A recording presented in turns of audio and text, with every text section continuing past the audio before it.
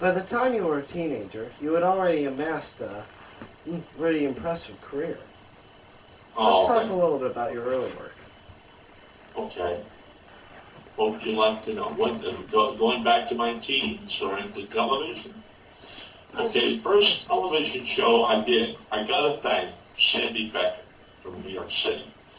As I say, I was a puppeteer, and I started working with a gentleman by the name of Paul Ashley.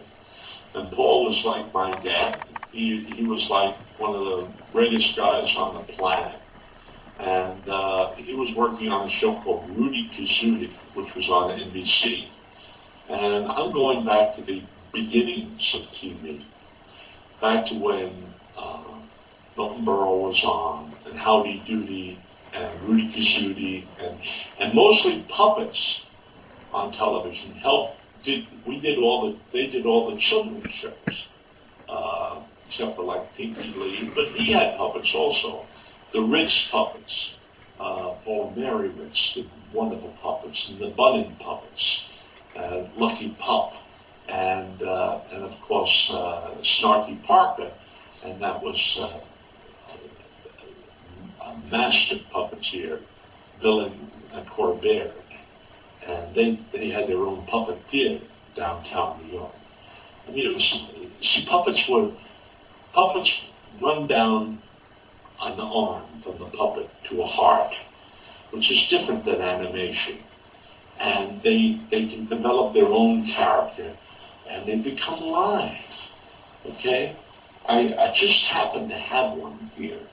This was a guy I used on my show a lot. And his name was Cyrus McNasty, and Mr. McNasty, I would call him.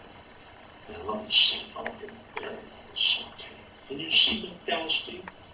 Yes. All right, I'm going to get out of the way because I'm not a ventriloquist, not a good one. Yeah. Oh, hi, Colin. How you doing? Hello. Nice to see you. How's it going, man? TV land. Boy, I want to tell you, this is exciting, Colin, because what we're doing is something new. You know what I mean? This isn't just a podcast with the radio and the visual. We got the visual going here.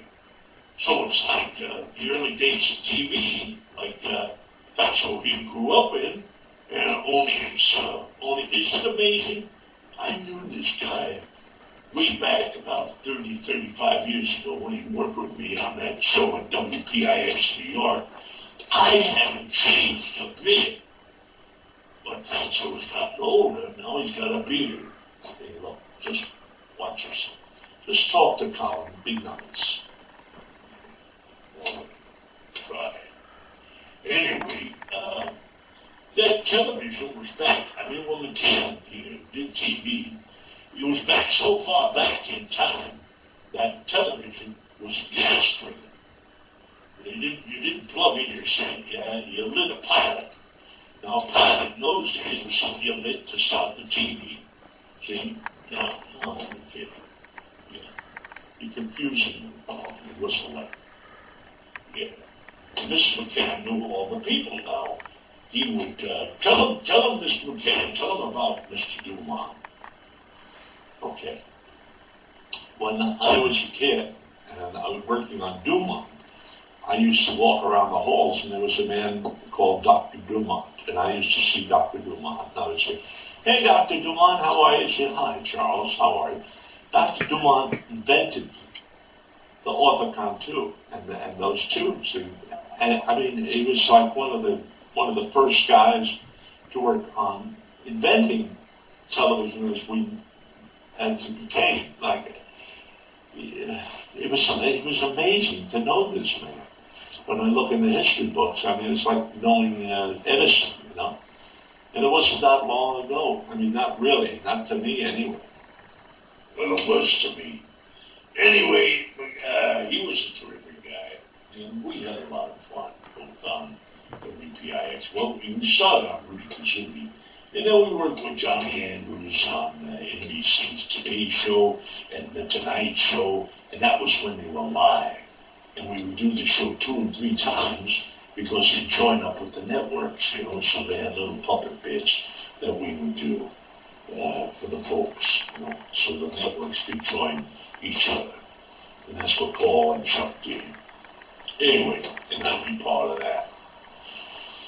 And then Chuck wound up with his own show with Laurel and Hardy and Chuck. So I'm going to let Chuck tell you about that, because that goes back a long time. And I'm totally bored with McCann anyway. Okay, well anyway, I wound up doing this show called Laurel and Hardy and Chuck. Stan Laurel was like my dad. And I found him in the phone book. And it was just fascinating. Because I called him up, an operator, and said, I love Stan Laurel. Do you have a Stan Laurel in Hollywood thing? And the operator said, and I was like 12.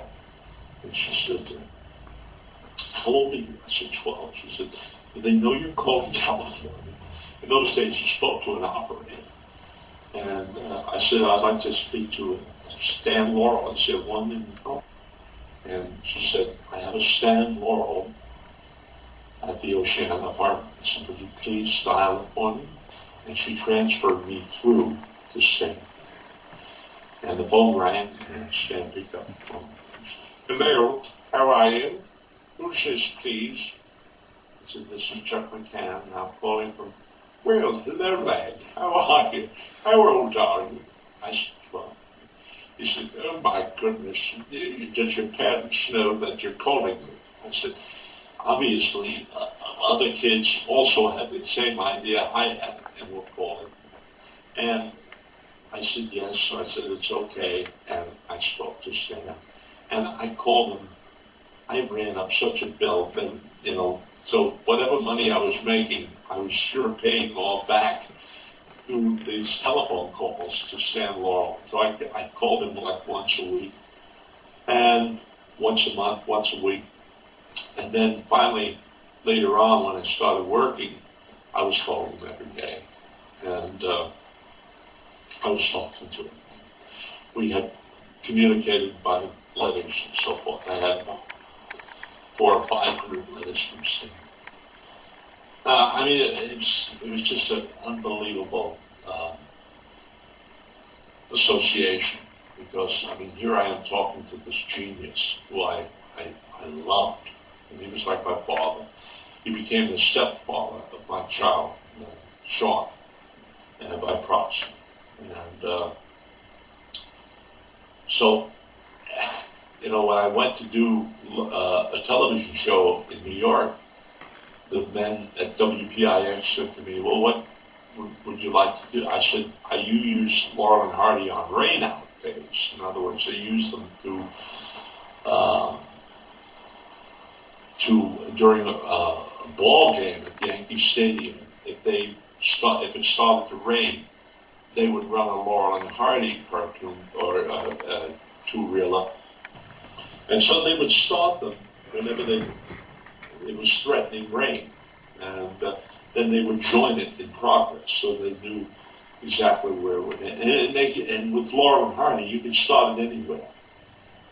Anyway, so that's how I started. And the show was live, and the show was only in New York, on cable to Philadelphia and to a couple of other areas that were further away upstate New York.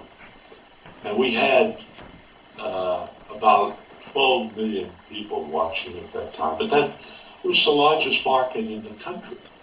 So if something was successful there, then they would do one in Chicago, and they would do one in Cleveland, and so forth and so on.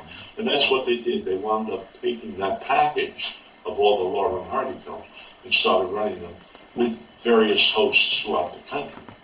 So a good friend of mine, Ernie Anderson, was doing a show called Gallardi in Cleveland, and so he wound up doing Gallardi with Laurel and Hardy. So his show was called Laurel and Hardy and Gallardi.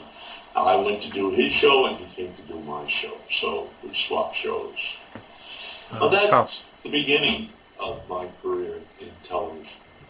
Yeah, so we do. Let's think of this as chapter 1, okay?